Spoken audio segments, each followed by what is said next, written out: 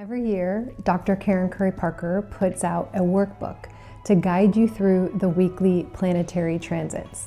So today, I wanted to share some information about the 2025 guide to give you a look inside and to show you how to use it, especially if you're new to quantum human design.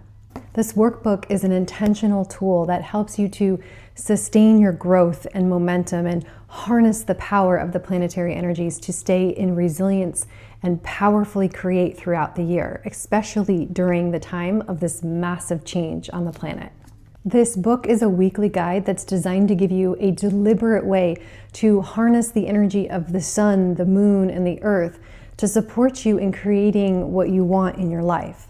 Over the course of a calendar year, the sun moves, it transits through all 64 of the human design gates.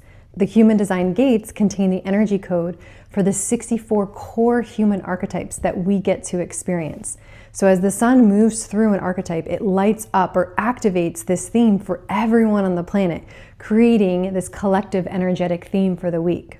And we all deal with these weekly themes. Even if that theme doesn't seem to be impacting your chart deeply, it will or could be impacting the charts of the other people around you. The gift of the solar transits, if you will, is that they give you an opportunity to work intentionally and deliberately with all 64 of these human archetypes over the course of the whole year. So that gives you the awareness to consciously focus on living out the highest expression of these energies in your daily life. And included in this guide is the Earth and Moon transits, the new moons, the full moons, the lunar and solar eclipses, and all of the Mercury retrogrades as well. So this is the first year that Dr. Karen has done a spiral-bound version of this guidebook. So there is a limited amount of physical copies available. You can still get yours using the link in the description of this video. So with that, let's actually dive inside the guide. Okay, love, so we're gonna go through the beginning of the guidebook, and I wanna get to the part where I show you how to actually use it. So you're going to want to have your human design chart handy. If you don't have it, you can have it on your phone, or you can have it printed out. You're gonna wanna have that. There's a link in the description of this video to get your free chart if you don't have it already. So you have your guide, and we're gonna go through the beginning, and then like I said, I will take you to the part where I show you how to actually use it. And you don't wanna skip the beginning part because there is actually information on how to use this book. So you wanna read through that. Even though there is an explanation of how to use it, I wanna actually show you, especially if you're new. There's an introduction to the book.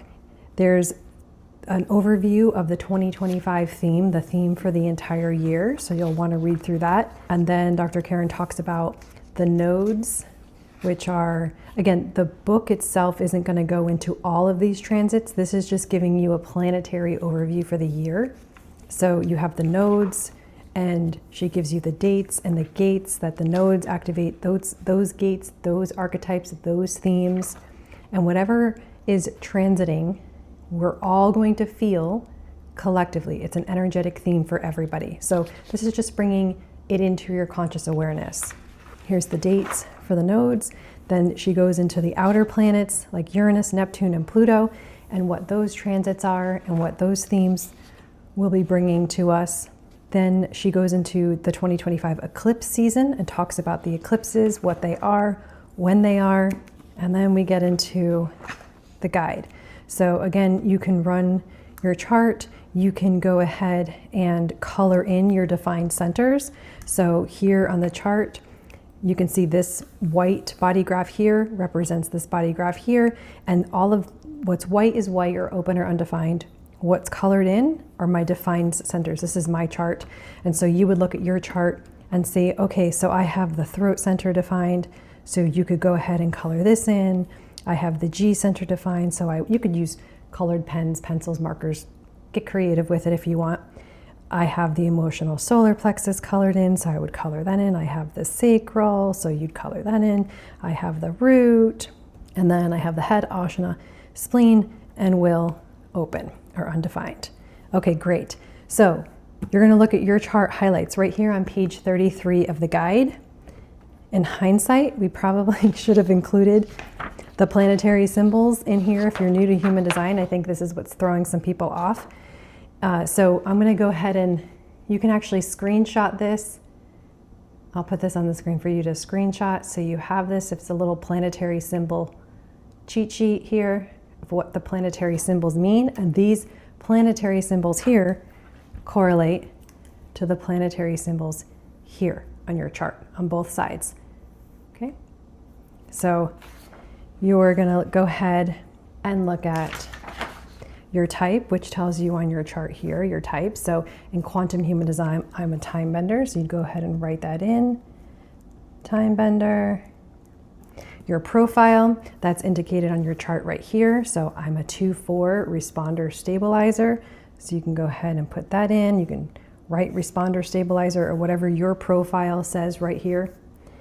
And your defined centers, we just went through that. So you can look at this chart over here if you don't know the names. So my defined centers, again, I'd write throat, G, sacral, and so on. ESP, root, my open centers, and I would write spleen, will, ajna, and head. And then my conscious sun. So if you're like, what's the conscious sun? Again, you can have this little cheat sheet here. That's this little, it's a circle with the dot in the middle. That represents your conscious sun. And you can write the numbers. So this is your conscious side, your unconscious side. This is your, you can think of the conscious side as your soul curriculum and the unconscious side as your life story curriculum. Your soul came here to experience a certain curriculum, and the character that you're here playing also has a curriculum without getting down too many rabbit holes. So your conscious sun, you can put, so this is the conscious side on the right here. My conscious sun is the gate 35. Don't worry about the dot, the decimals, those are the lines. You don't have to necessarily worry about that. You can put 35.2, you can put 35, and you're like, that's great, what's 35 mean?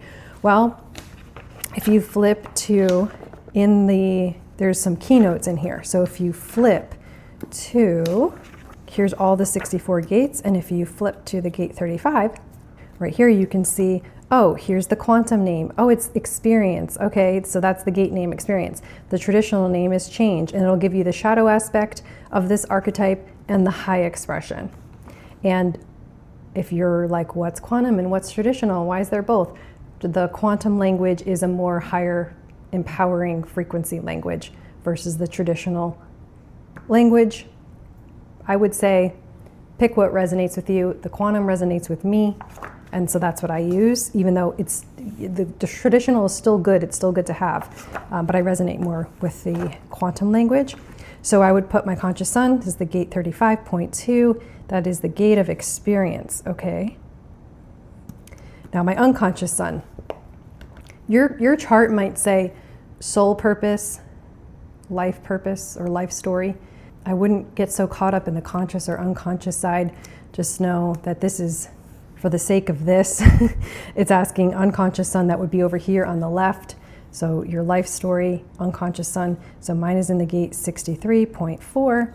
And if I didn't know what that was, I can flip to this guide, this keynote here, and say, oh, the gate 64, okay. The gate 63, my 64 is my earth. So the gate 63, here we go, the curiosity is the quantum name.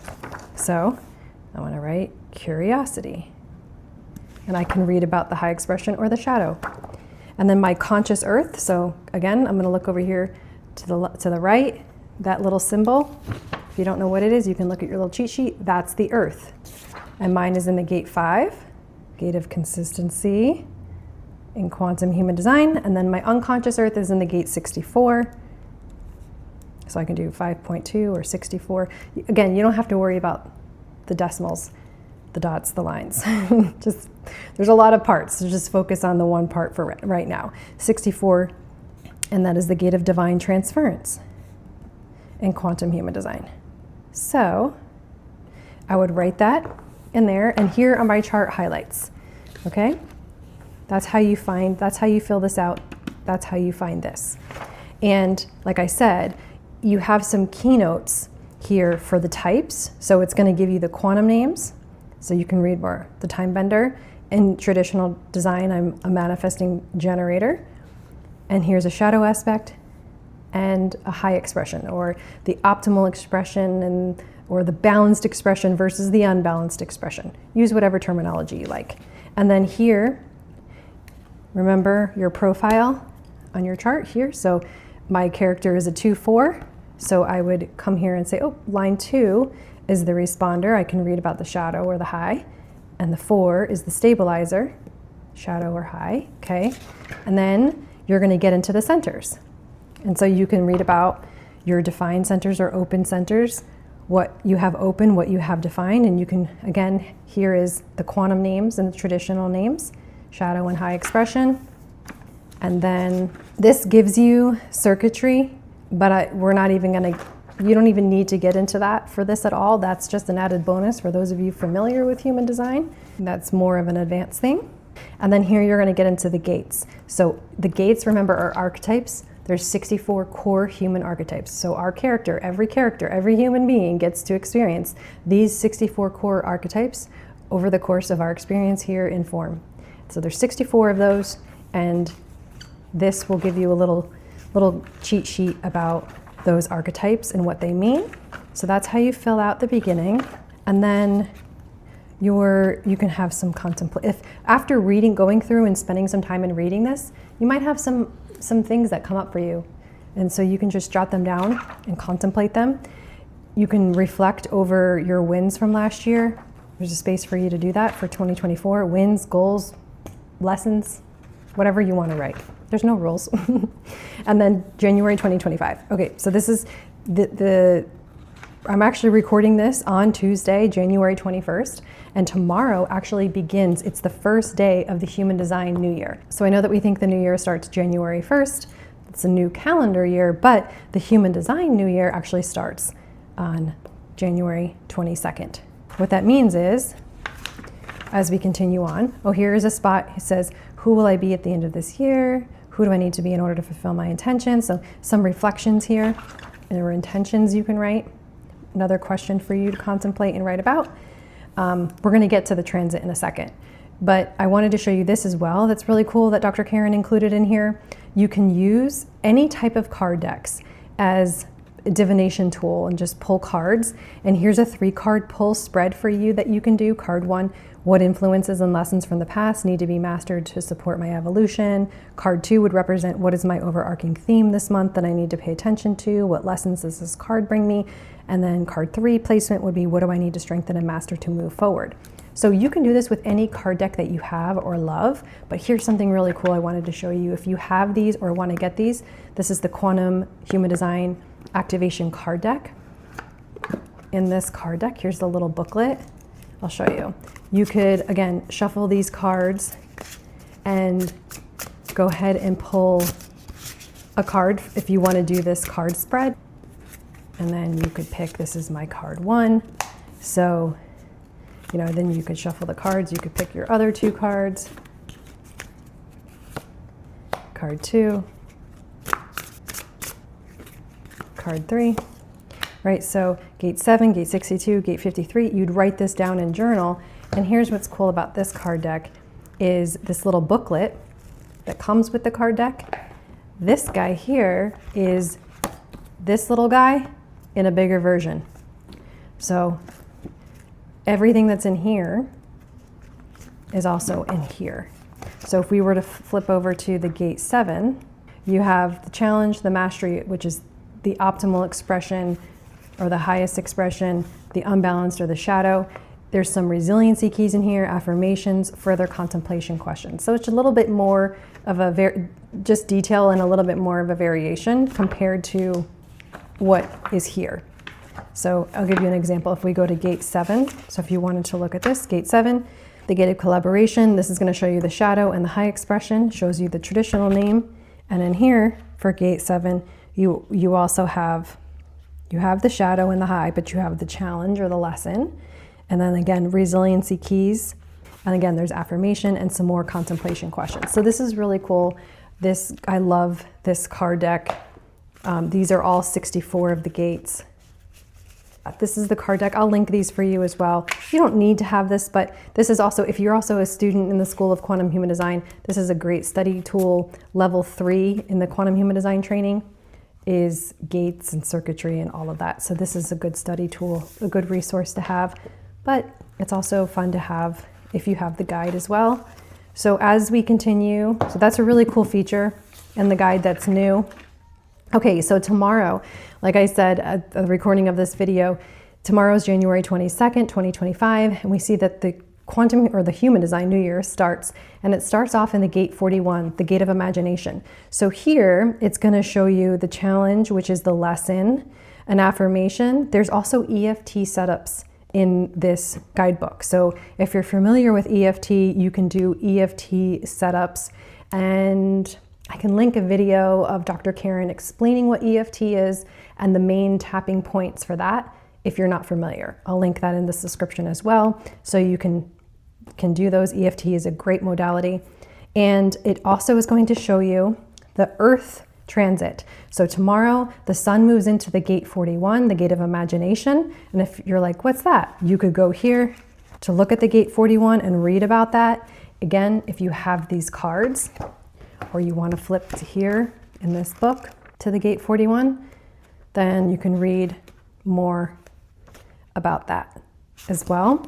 And then just read through the promptings here, or in the journal questions, contemplate and write in journal.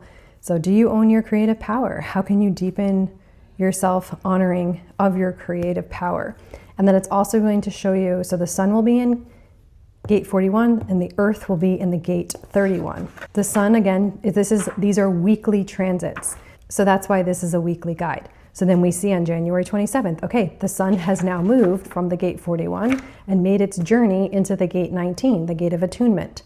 So then you're going to learn about the gate of attunement, this archetype, this theme that everyone's going to be experiencing throughout the week. What's the lesson? Here's an affirmation. Here's an EFT setup. Here's some journaling questions. So you can look in your chart.